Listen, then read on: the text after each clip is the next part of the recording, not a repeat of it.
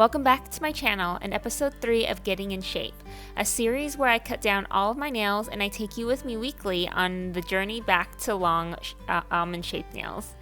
In this week's episode, I'll be sharing my application of builder gel as I use that as a base for my dip powder. I've started this week's mani with removing all my dip powder and starting with a blank canvas. My nails do grow pretty quickly, and in a week's time the growth isn't big, but it's enough to where I need to do a little bit more shaping. As my nails get longer and more past the tip of my fingers, I do like to taper them in a little bit more until it starts forming more of that coffin shape.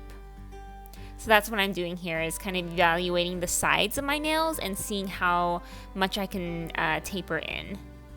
Although you don't want to taper in too much, because I feel like if you taper it in too much, it becomes to form a less natural shape, and so I like to kind of follow more of that natural,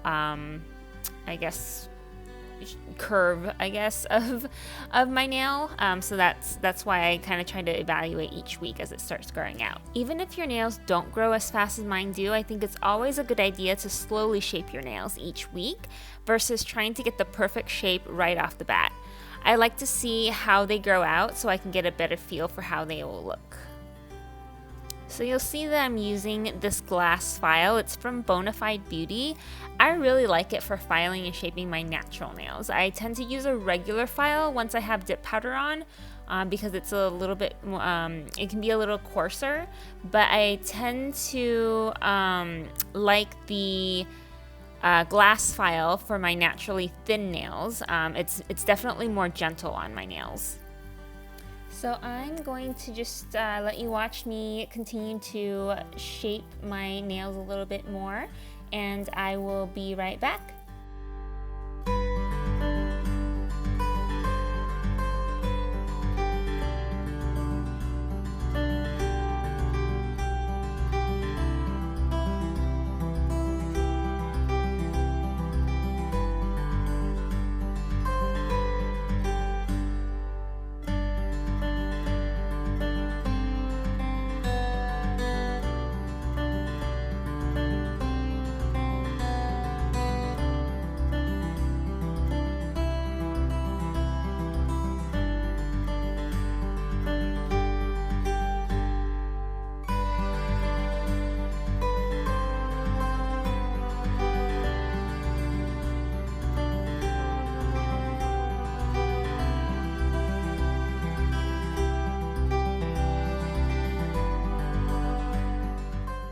Before the start of any manicure, I like to first spray my nails with some rubbing alcohol.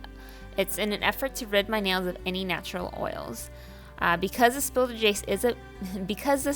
gel is a base for my dip powder and will hopefully last me a few weeks, I want to make sure that it adheres really well to my nails.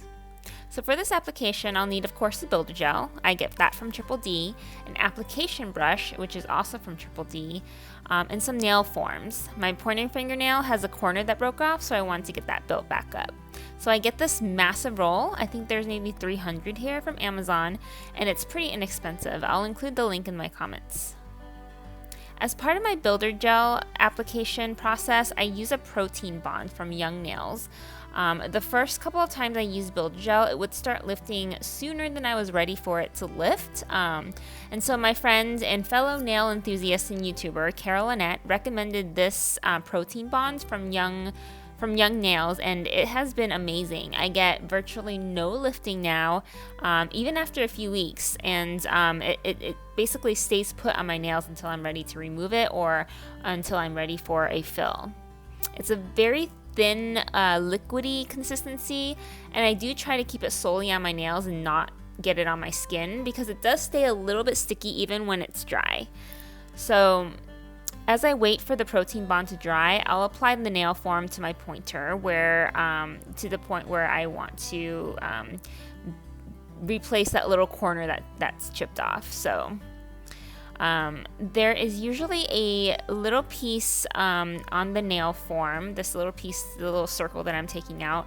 I like to take that piece and stick it to the other side of the form. It makes that area where you're forming the nail a little bit stronger. So it helps, to me it helps in the shaping of the form to my nail. So you want to make sure that you apply the form underneath your nail, and before you set the form, before you stick them together, you just want to make sure that it's sitting flush against your nail. So once your form is on and the protein bond is dry, the next step is to apply a gel base, which is what I'm doing here. Using a gel base before the builder gel is super important for adhesion.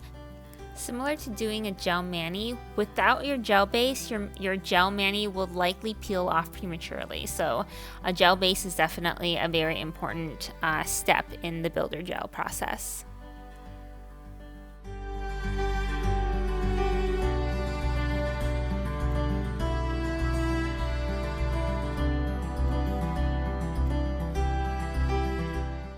Once all of your nails have the gel base on, I cure them in a UV LED light for about a minute. And after that, the next step would be your builder gel. So you want to grab a small glob of the builder gel with the application brush. It's really thick and stringy, so you just want to make sure that you unstring it. Sometimes I kind of lift it up and lift it back down, and the string will detach itself and just kind of, it's very thick, so the little string will go back into my glob, if that makes any sense. So once you do that and you have a good glob on your application brush, that's when you start to apply it to your nail. So as you're applying the builder gel, you can move it around to cover your nail and to build your apex if you need that. So my nails are naturally pretty flat, so I like to make sure that I keep the builder gel thinner on the sides of my nails. So I move more of the product to the middle of my nail to kind of build more of that curve and that apex. If you have too much onto your brush, just unload some of that builder gel to another nail.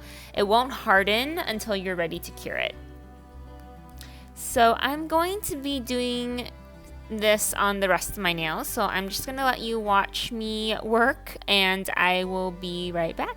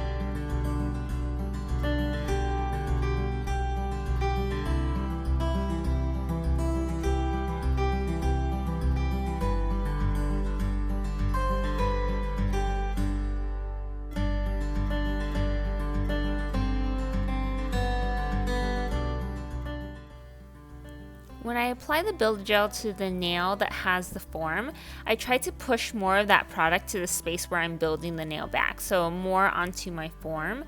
And it's okay if it looks lumpy at first. You'll want to lightly run the brush over the nail to smooth it all out.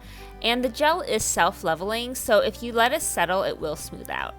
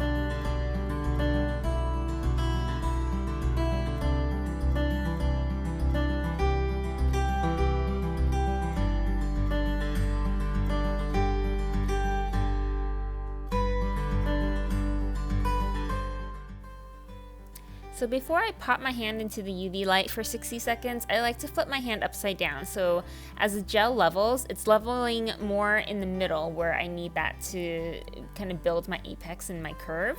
And so once I do that, I'll get it into the UV light to cure for 60 seconds. Usually I'll do first my 4 fingers, I'll cure that, and then I'll do my thumb separately and then cure that. And the reason I do that is because I think sometimes when the way that my hand lays in the lamp, it doesn't cure, all parts of my thumb. It doesn't cure it fully as it does the rest of my 4 fingers where it's laying flat. So I like to do my thumb separately.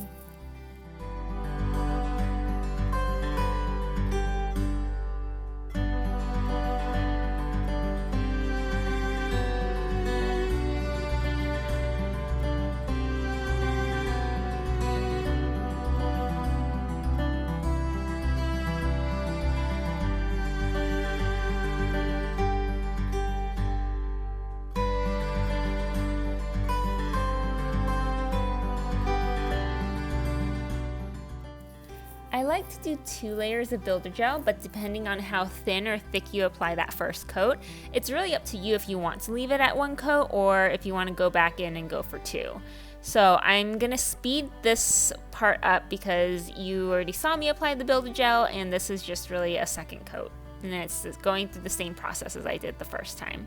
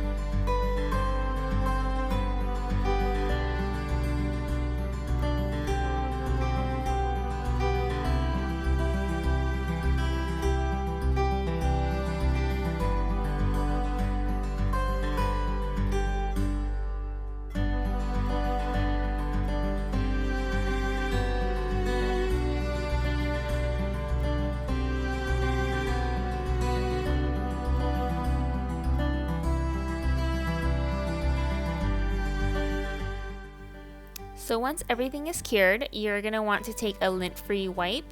I spray some alcohol on that. If you don't have a spray bottle, just get some alcohol on that wipe and wipe down all of your nails. Builder gel does have that sticky layer, similar to a lot of the gels. So you just want to wipe that layer off.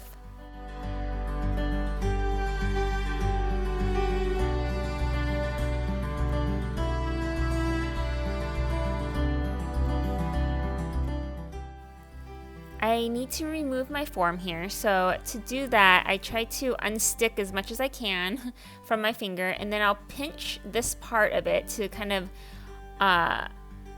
disengage it from the builder gel that's attached to my nail. And so doing that pinching, I've found that it works really well versus just trying to peel it straight off. So once you have that form off, you're just gonna wipe off that sticky layer again. And now it's time to shape that wonkiness out. So I definitely want to keep the same length as the rest of my nails. So I just take a nail clipper, cut it down, and then start filing it to the shape of the rest of my nails.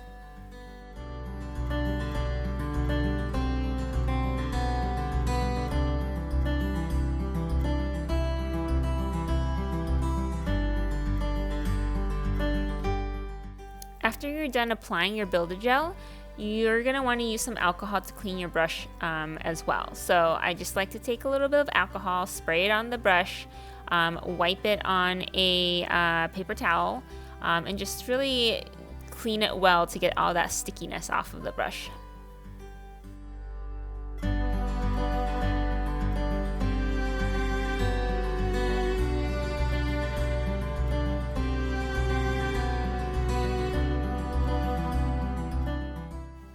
And we're done. Thank you so much for watching, and I hope to see you in episode 4, where I will show you my peel base and dip powder application process. Thanks guys. Bye.